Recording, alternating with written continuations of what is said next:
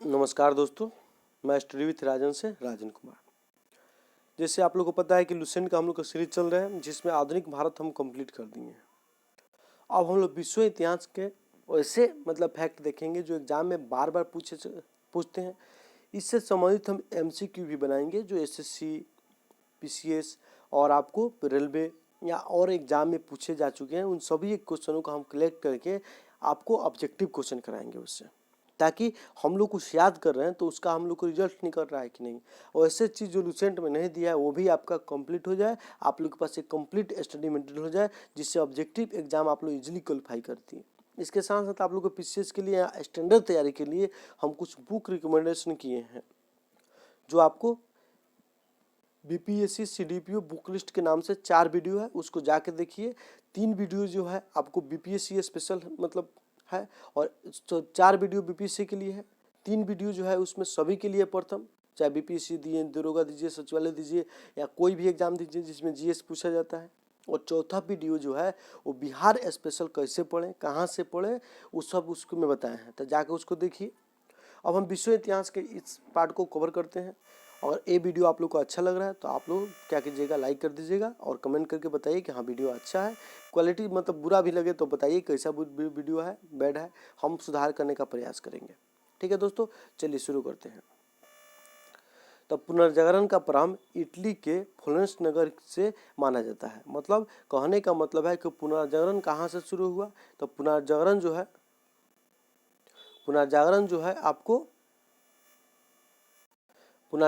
है इटली के फ्लोरेंस नगर से माना जाता है। इटली कहाँ है तो यूरोप में है, पुनर्जागरण का आरंभ यूरोप से हुआ। यूरोप के किस देश से? इटली से। इटली के किस नगर से? तो फ्लोरेंस नगर से। ठीक है, अब इटली में ही क्यों पुनर्जागरण का आरंभ हुआ, इस टाइप के क्वेश्चन पूछे जा सकते हैं, आप पूछते भी हैं।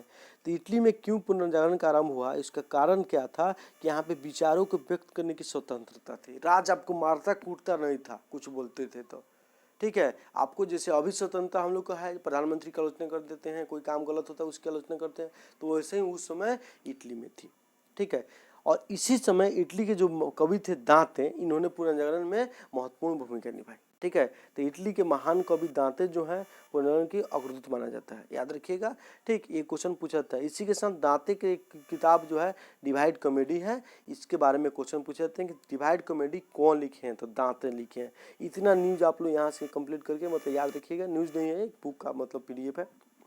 नेक्स्ट जो बात लिखा गया है, जैसे आते हैं हम, दांते के बाद पुनर्जागरण की भावना का प्रश्रय देने वाला दूसरा कवि व्यक्ति पेट्रार्क था, कोई आवश्यकता नहीं है। पेट्रार्क को मानववाद का संस्थापक माना जाता है, वह इटली का निवासी था, इसकी भी कोई आवश्यकता नहीं है।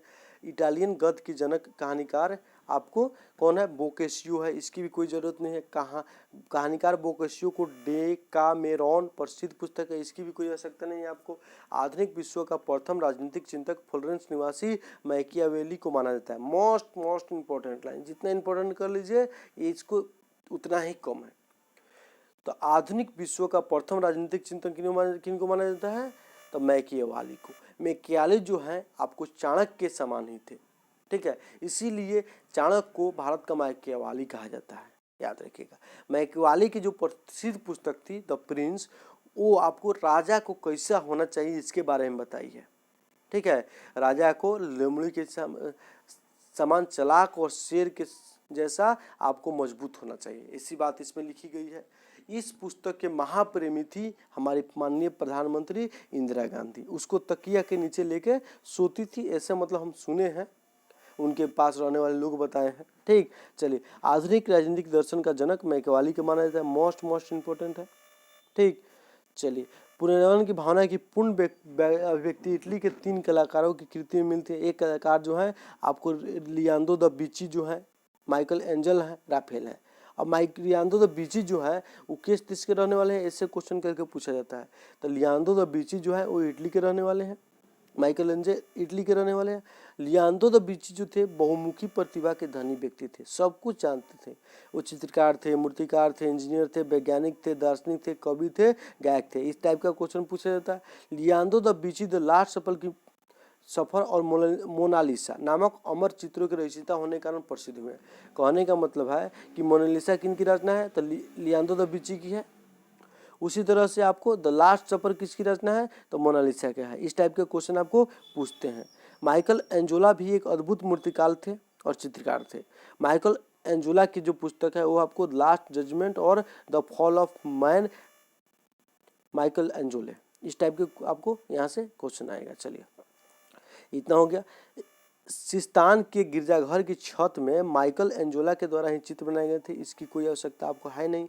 राफेल भी इटली का एक चित्रकार था, जैसे 3 आदमी के नाम बताए हैं हमको, लियोनार्डो दा विंची और माइकल एंजोला और राफेल, तीनों इटली के चित्रकार थे। इनकी जो प्रसिद्ध कृति थी, सर्वश्रेष्ठ कृति जीसस क्राइस्ट की माता मेडोना का चित्र था, कोई आवश्यकता यहाँ पे आपको है नहीं। पुनर्जागरण काल में चित्रकाल का जनक जियाटो को माना जाता है, इसकी भी कोई आवश्यकता आपको नहीं है। पुनर्जागरण काल का सर्वश्रेष्ठ निबंधकार इटली का फ्रांसीसी बेकन था, कोई आवश्यकता नहीं आपको।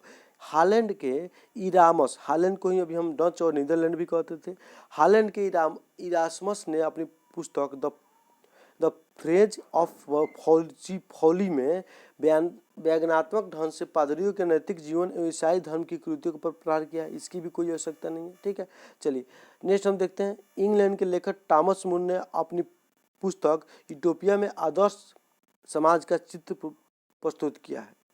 ठीक, इसकी भी कोई आवश्यकता नहीं है। देखिए अब यूटोपिया किसको कहते हैं, तो यूटोपिया आदर्श का ही एक एडवांस रूप है। यूटोपिया के लोग केवल कल्पना करते हैं, यूटोपिया टाइप के लोग केवल कल्पना करते हैं, उसको हकीकत में बदलते नहीं है। ठीक, अब पुनर्जागरण हम पढ़ा रहे हैं आप लोग को, पुनर्जागरण बता रहे हैं। पुनर्जागरण होता क्या है ये नहीं बताया, तो पुनर्जागरण क्या होता है, अंधकार युग से निकल के प्रकाश में आना। ठीक है, नए नए विचारों का जन्म होना पुनर्जागरण है। जैसे भारत में पुनर्जागरण का अग्रदूत राजा राम मोहन राय को कहा जाता है। ठीक है, समझे। भारत में जैसे अंधयुग था, अंधयुग मध्यकालीन युग को अंधयुग कहते हैं, उसी तरह से विश्व में भी अंधयुग आया था। ठीक है, अंधयुग में आपको आंख मूंद के अंधविश्वास पे लोग करता था। जैसे कहा जाता था कि यूरोप में ईश्वर और लोगों के बीच में चर्च जो है एक प्रकार का संबंध बनाता है, और चर्च जो है ईश्वर के पास चिट्ठी भी लिख सकता है, तो लोग चिट्ठी लिखवाने के लिए पैसा दिया करते थे, और चर्च पैसा लेके लोगों का चिट्ठी भी लिखते थे। ठीक है, इस टाइप के क्वेश्चन आपको मतलब क्वेश्चन ही काम हुए हैं। अब पुनर्जागरण काल में इस टाइप के सुधार हुए हैं। सुधार के बाद वैज्ञानिकवाद का जन्म हुआ। वैज्ञानिकवाद लाने के लिए बहुत सारे चिंतक लोग मारे भी गए वहाँ के क्रूर शासकों के द्वारा। ठीक, क्योंकि उन्होंने उसकी सत्ता पे उंगली उठाया था, तो जो सत्ता पे उंगली उठाएगा, जो राजे से टकराएगा, उसको तो मारिए देगा। ठीक, इंग्लैंड के लेखक टॉमस मूर ने अपनी पुस्तक यूटोपिया में आदर्श समाज का चित्रण प्रस्तुत किया था। मार्टिन लूथर ने जर्मन भाषा में बाइबिल का अनुवाद प्रस्तुत किया। याद रखिएगा, मार्टिन लूथर जो थे वो धर्म सुधार से जुड़े हुए थे, जो कहाँ के निवासी थे, जर्मनी के। याद रखिएगा, मार्टिन लूथर कहाँ के निवासी थे, जर्मनी के, धर्म सुधार से जुड़े थे। इन्होंने बाइबिल का जर्मन भाषा में अनुवाद किया और बाइबिल को आम लोगों के समझने के लिए बना दिया था। पहले बाइबिल का ही मतलब सहारा लेके लोग लूटा करते थे, चर्च के लोग, पादरी लोग, लेकिन इन्होंने क्या किया, बाइबिल का आसान भाषा में अनुवाद किया ताकि लोग पढ़ सके, बाइबिल को समझ सके, ताकि झूठा बात आपको चर्च के द्वारा फैलाया नहीं जाए। लेकिन बाद में क्या गया, मार्टिन लूथर की भी हत्या कर दी गई, मार दी गई। ठीक है, क्योंकि उन्होंने चर्च के खिलाफ आवाज उठाया था। रोमियो और जूलियट जो है शेक्सपियर की आपको रचना है, याद रखिएगा। ठीक, उसी तरह से इंग्लैंड के रोजर बेकन को आधुनिक प्रयोगात्मक विज्ञान का जन्मदाता माना जाता है। पृथ्वी सौरमंडल का केंद्र है, इसको बताया था सबसे पहले। इस मतलब इस विचार को कौन खारिज किया था, कोपरनिकस। टालमी के द्वारा इस प्रकार के विचार दिए गए थे आपको प्राचीन काल में, लेकिन कोपरनिकस जो है इसमें सुधार किए, कहें कि नहीं सूर्य है जो ब्रह्मांड का केंद्र है, न कि आपको कौन, पृथ्वी। ठीक, इनका समर्थन गैलीलियो ने भी किया था, इसलिए गैलीलियो को क्या किया गया, मार दिया गया। ठीक, चलिए नेक्स्ट जो है हम लोग देखते हैं। कोपरनिकस बताएं कि केंद्र जो है आपको ब्रह्मांड का कौन है, तो सूर्य है। उसी तरह से आपको केपलर क्या कहें कि केंद्र है वर्तमान थे आपको ब्रह्मांड का सूर्य, और ग्रह उनके चारों तरफ चक्कर लगाते हैं। चक्कर कैसे देते हैं, इसके लिए नियम बनाए, इसी को हम केपलर का नियम कहते हैं। ठीक है, तो नियम क्या बताएं, वो बताएं कि जो ग्रह सूर्य के चारों तरफ चक्कर लगाते हैं वो दीर्घवृत्ताकार कक्षा में लगाते हैं। जैसे जैसे सूर्य से दूरी बढ़ते जाएगी ग्रहों का, क्या हो जाएगा, आपको समय की मात्रा मतलब पृथ्वी को चक्कर, सूर्य को चक्कर लाने के समय के दर में वृद्धि भी होती जाएगी, उनकी गति भी कम होती जाएगी। ऐसे बात उन्होंने बताई है। न्यूटन जो थे गुरुत्वाकर्षण का नियम दिए, कैलकुलस का खोज किए, बल का सिद्धांत दिए, बहुत सारे विज्ञान के क्षेत्र में इन्होंने काम किया है न्यूटन। ठीक, ये बात याद रखिएगा। धर्म सुधार आंदोलन की शुरुआत 16वीं सदी में मानी जाती है, जिसके जनक जो थे प्रवर्तक मार्टिन लूथर थे जर्मनी के। ठीक है, इन्होंने बाइबिल का आपको जर्मन भाषा में अनुवाद किया था। और धर्म सुधार की शुरुआत इंग्लैंड से हुई थी, ये बात भी आप लोग याद रखिएगा। जॉन विक्लिफ को धर्म सुधार आंदोलन का प्रातःकालीन तारा कहा जाता है। इनके अनुयायी लोलार्ड्स कहलाते हैं, कोई आवश्यकता नहीं आपको याद करने का। अमेरिका की खोज क्रिस्टोफर कोलंबस ने की थी, ये बात याद रखिएगा। कोलंबस जो थे चले थे भारत की खोज करने के लिए, पहुंच गए अमेरिका। ये आपको स्पेन के निवासी थे। ये स्पेन इस साइड में यूरोप के पड़ता है, आपको यूरोप के पश्चिमी भाग में स्पेन है, और यहाँ पे आपको है अंटार्कटिक महासागर। अब ये सोचे कि पृथ्वी गोले न है तो गोल गोल पहुंचेंगे, वो समझते थे कि भारत जो है आपको पश्चिम में है, तो पश्चिम दिशा में निकले। कहाँ निकले? पश्चिम दिशा में निकले। लेकिन यहाँ पे पहुंच गए अमेरिका। अमेरिका पहुंच गए, एक नया स्थल की खोज की, इसीलिए कोलंबस को भारत आपको अमेरिका की खोज का जनक कहा जाता है। और अमेरिको वेस्पुसी के नाम पर अमेरिका का नाम अमेरिका पड़ा है। ठीक, और प्रशांत महासागर का नामांकन जो है मैगलन के द्वारा किया गया है, इस बात को याद रखिएगा। मैगलन जल संधि जो है आपको अंटार्कटिक को प्रशांत महासागर से जोड़ता है, जो आपको ये वाला है दक्षिण अमेरिका के दक्षिणी भाग में है। ठीक, चलिए, समुद्री मार्ग से संपूर्ण विश्व का चक्कर लगाने वाला जो प्रथम व्यक्ति था वो कौन था? मैगलन था। आगे हम देखते हैं अमेरिका का स्वतंत्रता संग्राम। अब यहाँ पे पुनर्गणन के बारे में देख लिए, अब हम देखेंगे अमेरिका का स्वतंत्रता संग्राम। तो अमेरिका में ब्रिटिश औपनिवेशिक साम्राज्य की नींव जेम्स प्रथम के शासनकाल में डाली गई थी। कहने का मतलब है कि अमेरिका में किसका साम्राज्य था? तो ब्रिटिश का था प्लस फ्रांस का था। ठीक है, दोनों का था। फ्रांस बाद में आज़ादी दे दिया, लेकिन ब्रिटिश से लड़ना पड़ा था आज़ादी के लिए। ठीक, अमेरिकी स्वतंत्रता आंदोलन के दौरान इंग्लैंड का शासक जॉर्ज दे दिया था। दोनों की कोई आवश्यकता आपको याद करने की है नहीं। नेक्स्ट आते हैं, हाँ इतना याद रखना है कि अमेरिका पर किसका उपनिवेश था? तो फ्रांस और ब्रिटेन दोनों का था। यहाँ से याद रखना है कि रेड इंडियन जो है अमेरिकन मूल के निवासी हैं, मतलब जिस तरह से अमेरिकन मूल के निवासी रेड इंडियन हुए, ऑस्ट्रेलियन मूल के निवासी आपको ओरिजिन्स हुए। ठीक है, एबोर्जिन्स कौन हुए? एबोर्जिन्स। ठीक, उसी तरह से हम आगे बढ़ते हैं। आपको अमेरिका को पूर्ण स्वतंत्रता आपको 4 जुलाई 1776 को मिली। इस समय बोल दिया गया कि अमेरिका पूर्णतः स्वतंत्र हो गया। उसके बाद लड़ाई हुई, लड़ाई के बाद इनकी जीत हुई। ठीक है, और इसके बाद अनेकों टाइप के सुधार किए गए हैं, उसको हम आगे बताएंगे। अमेरिका स्वतंत्रता की घोषणा नैसर्गिक अधिकार के सिद्धांत के आधार पर थी। कहने का मतलब है कि हमको स्वतंत्र रहने का अधिकार है, हमको स्वतंत्र दीजिए भाई, तो स्वतंत्रता घोषणा किया गया। इसीलिए 4 जुलाई को हमेशा अमेरिका की स्वतंत्रता दिवस मनाया जाता है, ये बात आप लोग याद रखिएगा। चलिए आगे हम चलते हैं। अमेरिका का स्वतंत्रता युद्ध 1783 ईस्वी में पेरिस की संधि के तहत समाप्त हुआ था। ठीक है, अमेरिका के स्वतंत्रता युद्ध में फ्रांस भी अमेरिका का साथ दिया था, जो ब्रिटेन के विरुद्ध लड़ा था, याद रखिएगा। यूरोप में फ्रांस और ब्रिटेन के बीच में दुश्मनी बहुत अधिक चली है।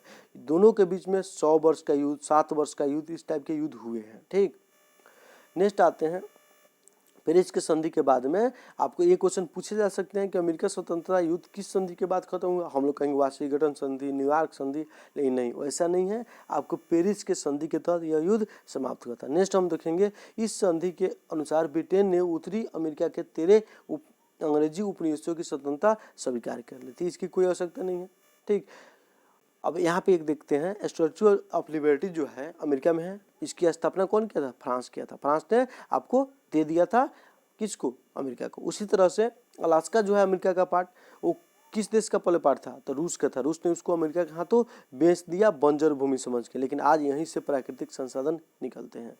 ठीक, नेक्स्ट आते हैं। अमेरिका जो है, अमेरिका के स्वतंत्रता संग्राम में लिफायते के नेतृत्व में फ्रांसीसी सेना ने इंग्लैंड के विरुद्ध भाग लिया था, कोई आवश्यकता आपको नहीं है। ये याद रखना है कि अमेरिका स्वतंत्रता संग्राम में इंग्लैंड का साथ कौन दिया था? फ्रांसीसियों ने दिया था इंग्लैंड के विरुद्ध में। सप्तवर्षीय युद्ध जो है इंग्लैंड को काफ़ी आर्थिक क्षति हुई थी। अब सप्तवर्षीय युद्ध है वो आपको इंग्लैंड और फ्रांस के बीच हुआ था, फ्रांस और इंग्लैंड के बीच हुआ था, और ये आपको 1756 से लेकर 1763 में चला था। इसी युद्ध के साथ भारत में भी तृतीय कर्नाटक युद्ध भी चला 1756 से 63 तक, और पेरिस के संधि के तहत ये युद्ध खत्म हो गया था।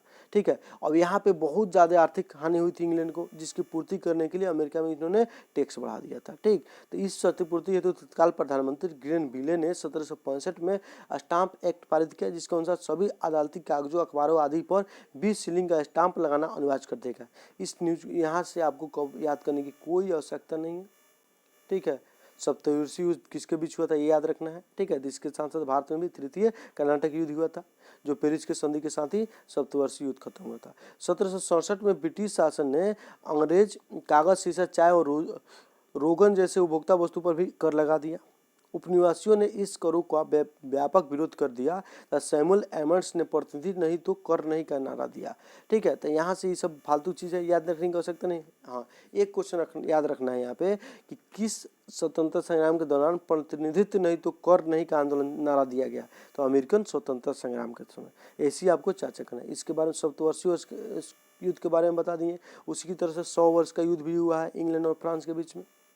स्वतंत्रता आंदोलन के दौरान उपनिवेशियों ने स्वाधीनता के पुत्र एवं स्वाधीनता की पुत्री नामक संस्थाएं बनाई, जो ब्रिटिश सरकार की कार्रवाई का विरोध करती थी। इसकी कोई आवश्यकता आपको नहीं है। 1776 में थॉमस पेन की लघु पत्रिका कॉमन सेंस प्रकाशित हुई। इसकी भी कोई आवश्यकता नहीं है आपको।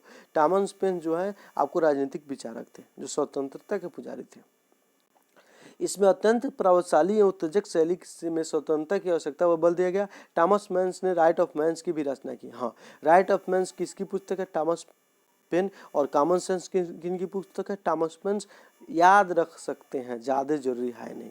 नेक्स्ट देखते हैं। अमेरिकी स्वतंत्रता संग्राम का नायक जॉर्ज वाशिंगटन थे, लीडर थे। इन्हीं के नाम पे आपको राजधानी भी रखा गया, वाशिंगटन डीसी। अभी अमेरिका की राजधानी भी है, और ये प्रथम अमेरिका के राष्ट्रपति भी बने। ये बात याद रखिएगा। अमेरिका स्वतंत्रता संग्राम की तत्कालीन कारण जो थी वो बोस्टन की चाय पार्टी थी। इस बात को याद रखिएगा। बस इतना हो गया। इस घटना से अमेरिका के स्वतंत्रता संग्राम प्रारंभ हुआ। इस घटना का नायक सैमुअल एडम्स था। इन्होंने ही आपको प्रतिनिधित्व नहीं तो आपको कर नहीं देने का नारा दिया था। बस इतना आपको याद रखना है कि बोस्टन की चाय पार्टी अमेरिका की स्वतंत्रता संग्राम की तत्कालीकरण था।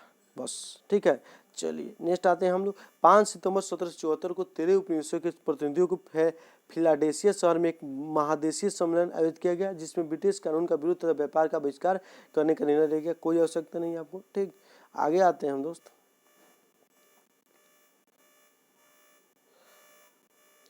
18 अप्रैल 1775 को ब्रिटिश सेना तथा उपनिवेशियों के बीच लेक्सिमट में प्रथम संघर्ष हुआ। इसकी भी कोई आपको आवश्यकता है नहीं।